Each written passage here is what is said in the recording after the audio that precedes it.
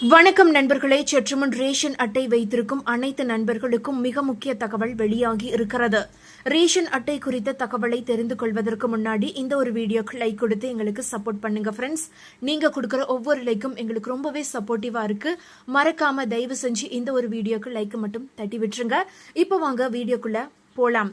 அதாவது ரேஷன் அட்டை, புதிய ரேஷன் அட்டை, வீட்டுமனை பட்டா, முதியோர் உதவித்தொகை இவை அனைத்திற்குமே ஒரே நாளில் தீர்வு கிடைக்க வழி உள்ளது.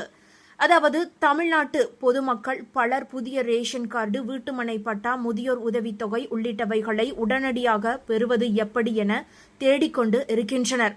அதற்காக பல வழிகளிலும் முயற்சி செய்து விடுகின்றனர். குறிப்பாக ஆன்லைனில் விண்ணப்பம் செய்வது, உங்களுடன் ஸ்டாலின் முகாம்களில் மனு கொடுப்பது, தாலுகா அலுவலகத்திற்கு நேரில் சென்று விண்ணப்பம் செய்வது என தங்களுக்கு இருக்கும் அனைத்து வாய்ப்புகளிலும் முயற்சி செய்து விடுகின்றனர். உண்மையில் சொல்ல வேண்டும் என்றால் முதலில் சொல்லப்பட்டவை எல்லாமே சரியான வழிதான். இந்த வழிகளில்தான் புதிய ரேஷன் கார்டுக்கு விண்ணப்பிக்க வேண்டும்.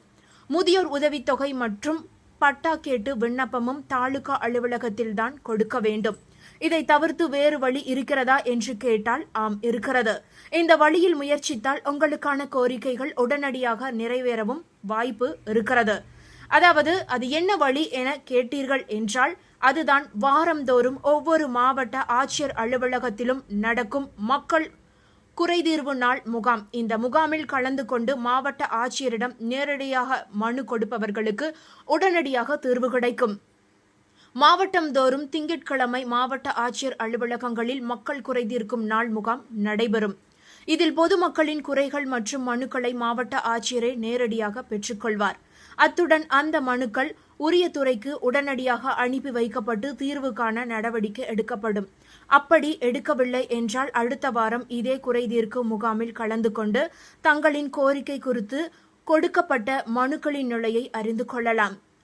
இந்த மக்கள் குறைதீர்க்கும் முகாமில் புதிய ரேஷன் கார்டு, வீட்டுமனை பட்டா, முதியோர் உதவித்தொகை உள்ளிட்ட பல்வேறு கோரிக்கைகள் குறித்து மாவட்ட ஆட்சியரிடம் மனு அளிக்கலாம். புகார்கள் ஏதேனும் இருப்பின் அதனையும் நீங்களே நேரடியாக தெரிவிக்கலாம்.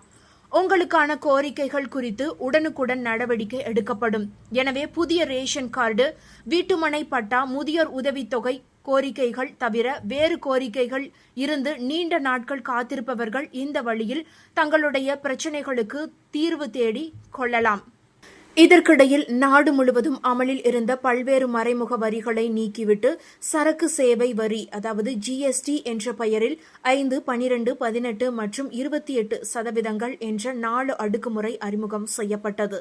இதற்கிடையே கடந்த 3ஆம் தேதி டெல்லியில் நடந்த GST கவுன்சில் கூட்டத்தில் மக்களுக்கு பயன்படும் முறையில் GSTயில் சீர்திருத்தங்கள் கொண்டுவரப்பட்டன.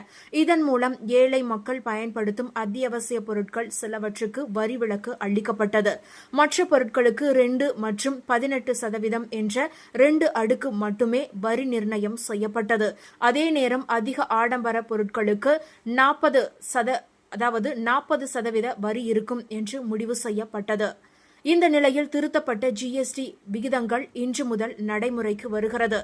இதனால் மக்கள் பயன்படுத்தும் அத்தியாவசிய பொருட்கள், மின் சாதனங்கள், வாகனங்கள் உள்ளிட்ட பல பொருட்களின் விலைகள் குறைய உள்ளன. GST சீர்திருத்தத்தால் விலை குறையும் பொருட்களின் விவரங்களை பற்றி இப்போது பார்க்கலாம். உணவுப் பொருட்களின் வரிசையில் ரெடிமேட் பரோட்டா மற்றும் சப்பாத்திக்கு GSTயில் விலக்கு அளிக்கப்பட்டுள்ளதால் விலை குறையும். சாக்லேட்டுகள், ரெடிமேட் பாஸ்தா, நூடுல்ஸ் ஆகியவை 5% வந்துள்ளதால் அவற்றின் விலையும் குறையும். நெய், வெண்ணெய் மீதான வரி குறைக்கப்பட்டு உள்ளதால் அவற்றின் விலையும் குறையும். உதாரணத்துக்கு 1 கிலோ நெய் 40 to 50 ரூபாய் வரை குறையும்.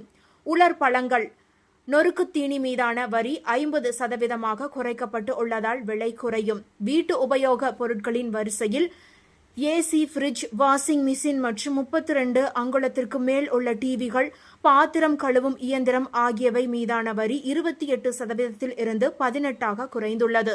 சோப்பு, டூத் பேஸ்ட், ஷாம்பு போன்ற பொருட்கள் மீதான வரி குறைக்கப்பட்டு உள்ளதால் விலை குறையும். பானை, குக்கர், தட்டு, கரண்டி, அடுப்பு, கண்ணாடி, கத்தி, மேசை, கரண்டி விலை குறையும். வாகனங்கள் வரிசையின்படி சைக்கிள் 12% இருந்து 5% வந்துவிட்டதால் சராசரியாக 1000, 3500 ரூபாய் வரையில் விலை குறையலாம். ஆடம்பர கார்களை தவிர 1200 சிசிக்கும் குறைவாக உள்ள கார்கள் மீதான வரி 28% இருந்து 18% குறைக்கப்பட்டு உள்ளதால் அதிலும் விலை குறையும். 350 உட்பட சிசிக்கு இருசக்கர வாகனம் மீதான வரி 28 இருந்து 18% குறைந்து விட்டது. அதனால் அதன் விலை ரூபாய் 10,000 30,000 வரை குறையலாம். இதர பொருட்கள் மீதான வரிகளை குறித்தும் பார்க்கலாம். மருத்துவ உபகரணங்கள், தெர்மாமீட்டர்கள், நோய் கண்டறியும் கருவிகள், இரத்த சர்க்கரை ஆகியவற்றை கண்டறியும் கருவிகள், சில மருந்துகள், மாத்திரைகள் ஆகியவற்றின் விலையும் குறையும். மூக்கு கண்ணாடி, லென்சுகள் மீதான வரி 12% இருந்து 5% குறைந்துள்ளது. பென்சில், ரப்பர், மேப் மீதான வரி முற்றிலும் நீக்கப்பட்டு உள்ளது. சிமெண்ட் மீதான வரி குறைக்கப்பட்டு உள்ளதால் மூட்டைக்கு 40 ரூபாய் வரை குறையும். இந்த தகவல்கள் உங்களுக்கு பயனுள்ளதாக இருந்தால் மறக்காம இந்த வீடியோவை லைக் பண்ணி உங்களுடைய ஃப்ரெண்ட்ஸுக்கும் ஃபேமிலிக்கும் ஷேர் பண்ணி விட்டுருங்க. இது போன்ற பயனுள்ள தகவல்களை உடனுக்குடன் தெரிந்து கொள்ள மறக்காம நம்மளுடைய குட்டி இன்ஃபோ சேனலை சப்ஸ்கிரைப் பண்ணி பக்கத்தில் இருக்க மினி பெல் ஐக்கானை கிளிக் பண்ணி வச்சுக்கோங்க. நன்றி மக்களே.